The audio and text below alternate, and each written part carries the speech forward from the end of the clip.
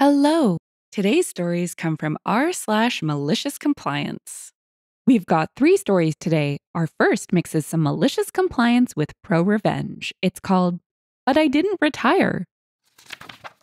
The following is a post I made on r/pro-revenge. Several commenters said I should post it here as well. I suppose it's actually a reverse case of malicious compliance, since it's a troublesome employee who gets their well-deserved comeuppance when her boss decides to go strictly by the book. So here it is, copy and pasted below. My friend, I'll call her Sandy, worked at a travel agency in British Columbia, Canada. It was a small, owner-operated business with the owner and 3 employees, including my friend. Everyone worked Monday to Friday from 9 a.m. to 5 p.m. One of my friend's coworkers, I'll call her Jane, an older woman in her early to mid-60s, was a longtime nuisance employee. Among other sketchy behavior, Jane was always scamming ways to take time off over and above her official paid vacation time. In order to make up for the lost hours, she would claim overtime hours and pay by supposedly going into the office in her off hours to finish up work without being requested by the owner to do so. Despite being caught in her own lies on a number of occasions and being warned about trying to claim for unsanctioned overtime, the owner of the travel agency was reluctant to officially reprimand Jane or get rid of her. The reason being is the owner discovered after she had hired Jane that Jane had actually been fired from her previous job at another local travel agency for pulling the same stunts. However, Jane had sued her former employer for unfair dismissal and had won a settlement. After a few years of my friend Sandy working at the travel agency, the owner was ready to retire and offered to sell the business to my friend. Sandy took her up on the deal and took over the business while keeping on Jane and the other employee. Once again, just as the previous owner was afraid to get rid of Jane, so was Sandy for fear of being sued. When Sandy took over the business, she instituted guidelines regarding taking time off and she established an official no overtime policy. Jane would still try with her shenanigans, but was far less successful in getting what she wanted with my friend in charge. However, Jane still had one trick up her sleeve when she wanted to take time off on a whim. Sandy was a divorced single mom of 2 boys who were heavily involved in youth hockey. She would sometimes leave the office an hour or 2 before closing to get her boys to hockey practice or a game. In order to avoid requesting in person and potentially being denied, Jane would wait for Sandy to be out of the office to book a day off if she didn't feel like coming into work or had made plans. Sandy would then arrive at work the next morning only to discover that Jane wasn't coming in. Despite this happening a number of times, Sandy would usually let it slide since there was now a definite no overtime policy. Therefore, Jane could no longer claim to come into work on the weekend or after hours in order to try and make up for the day off. She would either miss out on a day's pay, in turn saving Sandy money as the owner, or it would come out of her remaining paid vacation days. Moreover, 2 people in the office at one time could usually handle everything. Jane not coming in was really a no-loss situation for Sandy. There was one time, however, when Sandy was going to be away for 1 or 2 workdays just before the weekend to take her boys to a hockey tournament. She told both Jane and the other employee both verbally and in writing that they could not book time off for the dates in question, since she would be away and needed both of them in the office.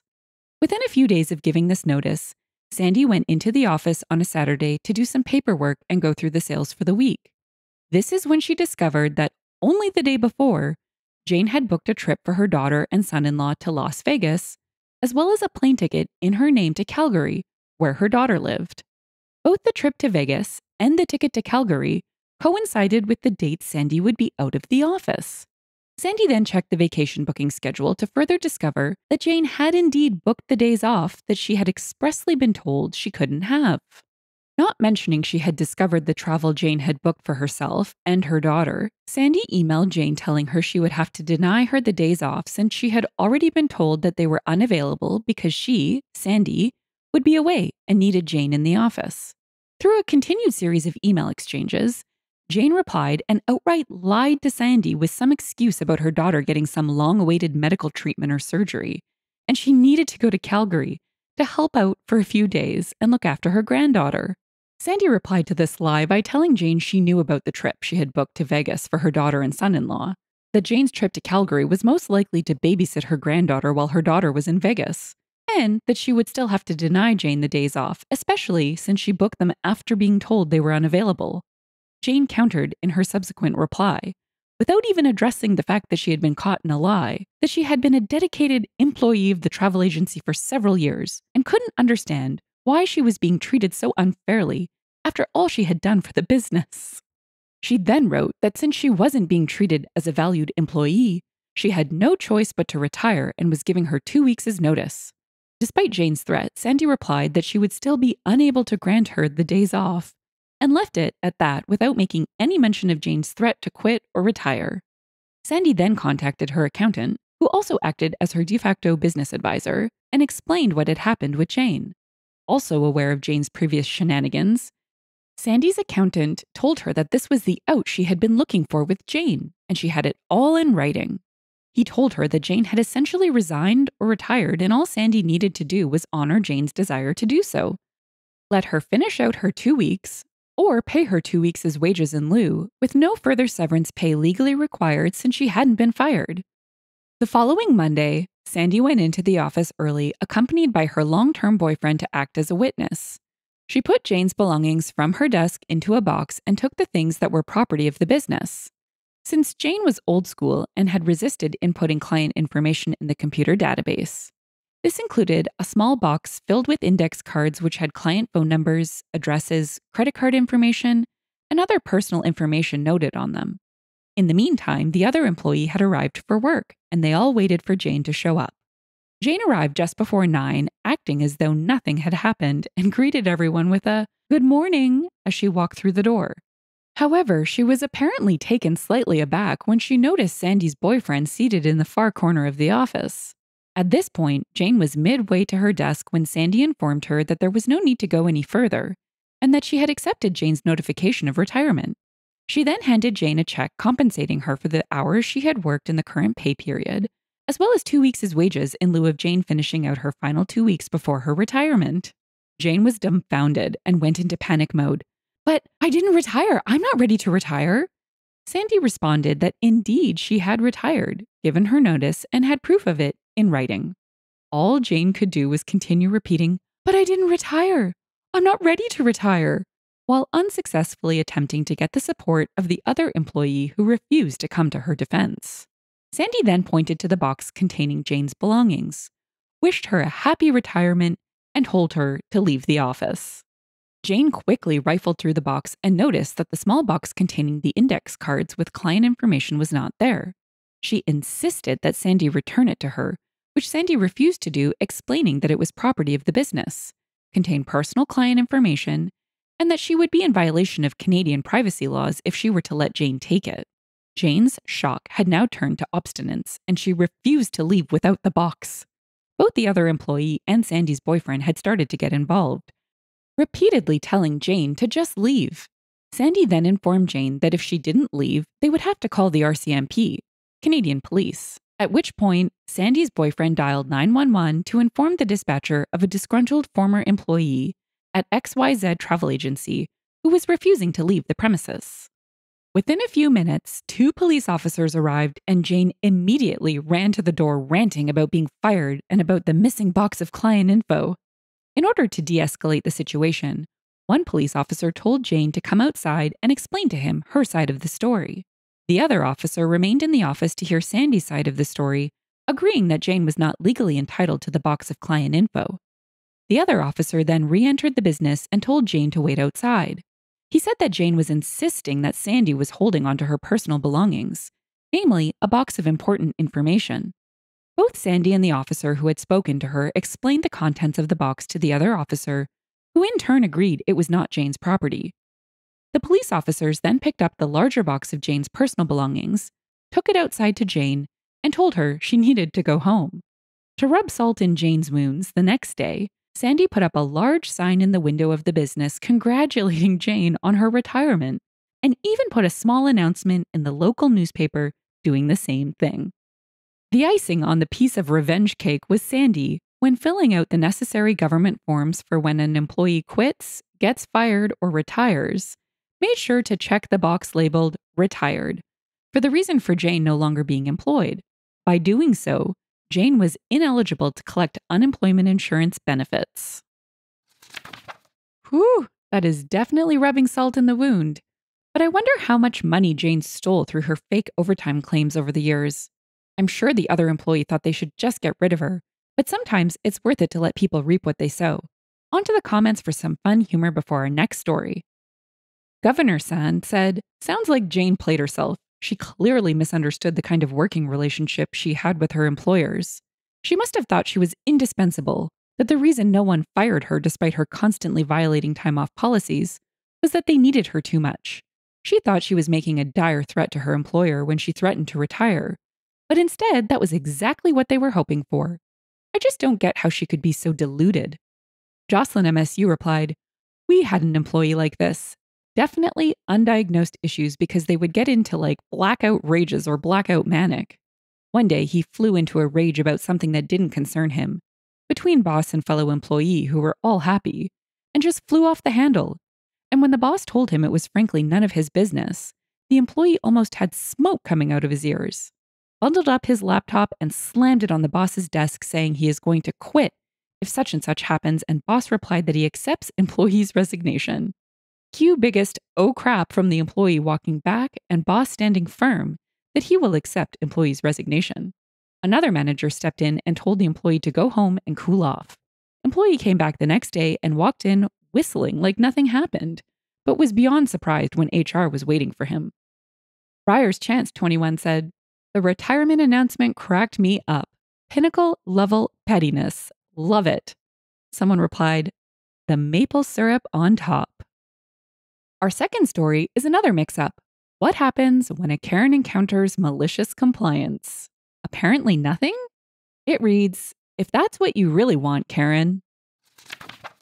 Once upon a time, I was working a seasonal retail job at a craft store chain. It is important to note that for the purposes of their sales, lighted tree toppers, lighted decorations, string lights, etc. were all separate categories. On this fateful day, lighted tree toppers were on sale for 30% off. The rest of the lighted decor on that aisle was not. The sales were very clearly marked, and the sections designated clearly as well as the category printed on the package itself. It is even listed in the email that Karen was using to present her coupon. Karen approaches my register with her tree topper. The register recognizes the discounts and applies them automatically in most instances. This being no exception, the 30% applies itself. Your total will be $18.90. Karen then presents her 20% off coupon. "I'm sorry, ma'am, this coupon is not applicable to sale items." "Those aren't on sale. The lights aren't on sale this week." I show the copy of our sale bulletin on my counter. "I apologize for the confusion, ma'am. This actually falls under the tree topper category. You'll see here it's 30% off. I won't be able to apply the coupon, but you will be getting the already discounted sale price." "I am telling you, I don't want any sale. You are going to take my coupon." I should probably mention she was in at least once weekly, yelled about sales and coupons every single time, and then declared she was never coming back, only to be back the following week to do the same. "Ma'am, I would have to manually override the sale price and apply the coupon manually as well." "Then do it. I'm telling you, it is not on sale and I am using my coupon, or I am reporting you." "Yes, ma'am, if you insist." I got visual confirmation from my supervisor in the way of a hand signal we used to mean, "Go ahead." She was not too happy when I did exactly as she demanded, and her total came to $21.60. "You're stealing from me. I demand to speak to a manager. I'm never coming back here again." My shift supervisor had been on the next register over the whole time to combat the afternoon rush. That's how she managed to give the visual approval in the moment. She took great joy herself in telling Karen, "You have the exact discounted price you demanded. You can pay it or leave." "Oh, you're never coming back? Do you promise?" Karen paid her $21.60 with her head hung. She was back next week. Oh my gosh, how annoying to have to deal with this woman every week. Craft stores are meant to be a joyous place. I have to say, it's very satisfying to see a supervisor back up their colleague with a cheeky comment like this. Let's check out the comments for more details from OP. In response to "she was back next week," someone said, "Did she complain about something again, or had she learned her lesson?" OP replied, "There was always something else." Vanessa8172 said, "I had a similar job when I was 18. I had someone try to use a 30% off coupon on something that was already 70% off. Kazintek added, "So that makes it free, right? Right? Your manager, now." Creepy Lurker 82 shared, "I had a friend, my manager actually, who called out a customer like that. Christmas Eve around 4 p.m. and we're trying to close so we can have an hour to tidy up and start preparing the sale for after Boxing Day. Guy starts yelling at her that he just needs a card for his wife. We're closed. No, you're not. There's still people in there. Nobody else in at this point. I'm sorry. How dare you? My wife will be upset. I'm never coming here again. It's 4 p.m. on Christmas Eve. The cards have been out for 2 months. And as for never coming back, I'll see you again at 4 p.m. on Valentine's Day." That's the gist anyway. It was a long time ago now. Not sure if exact wording. If you dislike the thought of large corporations abusing temporary workers, our last story will have you smiling too. It reads, "Smiling all the way home." At one point in my career, I worked for a major telecom. We did tech support for their voice over IP product. Their documentation was lacking, and I worked in their escalation team. To make things easier for me, I built my own website with screenshots of the interface for their device, along with common routers to explain what to do for analysts that called me. Mostly just to make life easier for me, but it was significantly better than their documentation, so many people used it to do their job. The company has a term-to-perm contract with the union that if anyone was still employed after 3 years, the company had to make a permanent position available for them. I was nearing on my 3 years, but was already planning to quit to go to college. One day, I came in and was immediately called in to meet with the managers. They pulled the corporate playbook combo move. "We did a random audit and found you used your computer for personal use. We are giving you a letter of warning for that. Sign here. We're giving you a personal review right now. If you have a letter of warning, the highest rating we can issue is needs improvement. So we're giving you that rating. Sign here. Your contract states if you are needs improvement status at any time, you can be job completed. This isn't a termination. We are simply calling your contract complete early. Security will walk you out." So after they walked me out, I listened to happy music the whole drive home. Why, you ask? Enter malicious compliance. The documentation I created was on my own website, was not sanctioned by work, and as it was on my own website, it had proprietary information that I shouldn't have. But also, their traffic didn't benefit me as I was no longer employed, so naturally, I took the whole website down. From the start, I had configured the whole site to force refreshes anytime the pages loaded, so they couldn't use cached data. I got calls from my coworkers that night that suddenly the entire department had no idea how to do their job. Brilliant. Absolutely brilliant. Gotta love it when a big company treats a highly valuable employee as dispensable and then it bites them. Hard. OP shares some more details and another little anecdote as a follow-up in the comments.